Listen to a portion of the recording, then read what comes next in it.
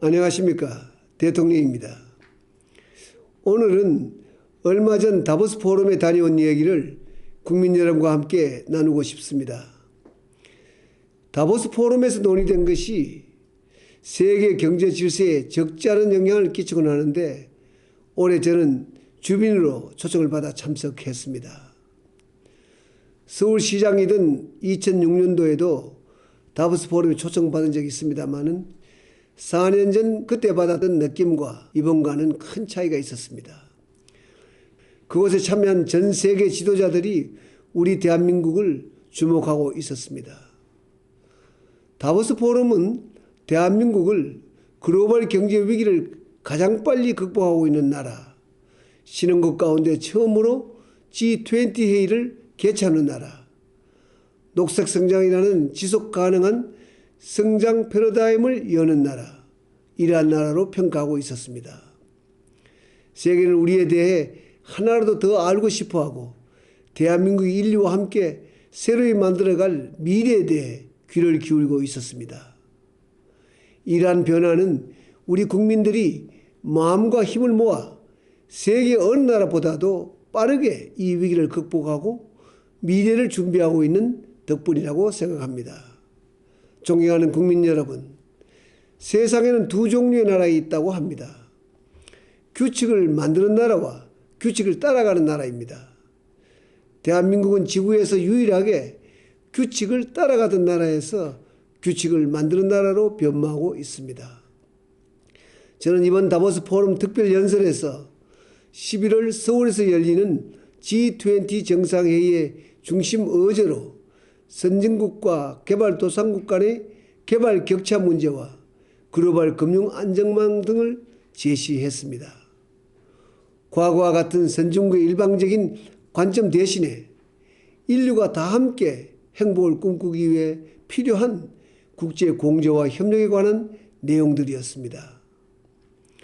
세계 경제의 문제점과 해법에 대해서도 우리는 말할 자격이 있습니다.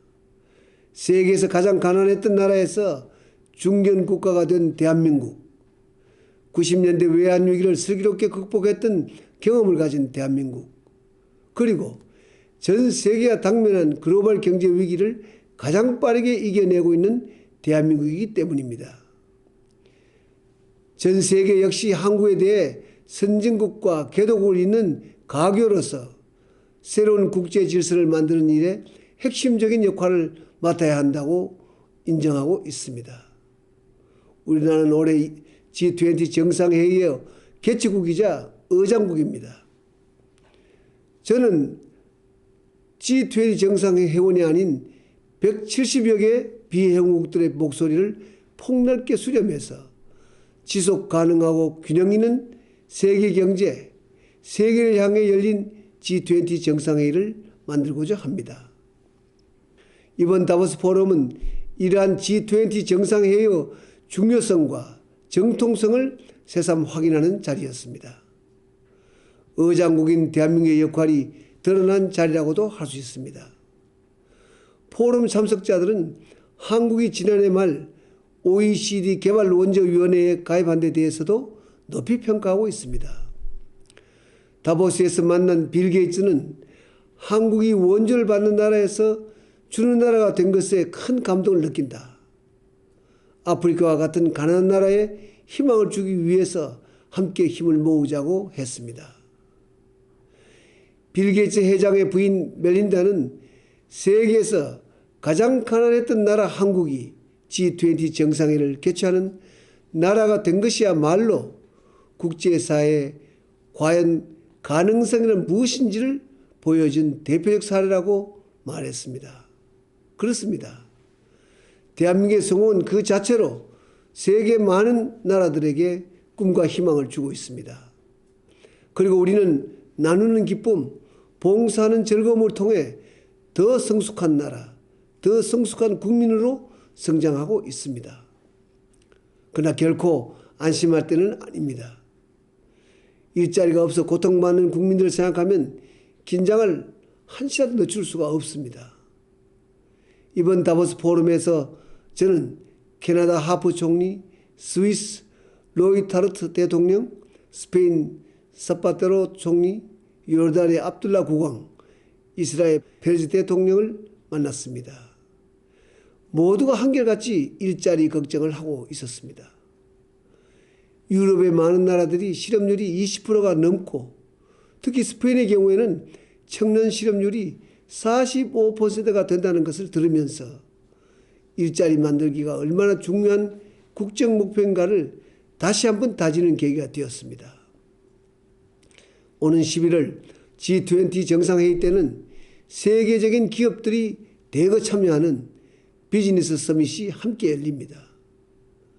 고용 없는 성장이라는 범세계적 문제를 함께 풀어가야 하는데도 국가의 역할도 중요하지만 기업과 민간의 역할 또한 매우 중요하기 때문입니다. 일자리 만들기는 올해 전 지구적 화두라 할 수가 있습니다. 저는 일자리 만들기야말로 최고의 서민정책이자 복지정책이라고 생각합니다. 우리는 세계적인 경제위기 속에서 가장 먼저 벗어났듯이 일자리 만들기에 있어서도 가장 모범적인 나라가 되고자 노력할 것입니다. 사랑하는 국민 여러분, 좋은 일자리를 많이 만들기 위해서는 미래를 지향해야 합니다. 아흔이 다 되어가는 이스라엘 페레즈 대통령은 저에게 지도자는 국민의 위가 아니라 국민의 앞에 서 있어야 한다. 과거가 아니라 미래를 향해 나아갈 때 나라가 바로 선다고 말했습니다.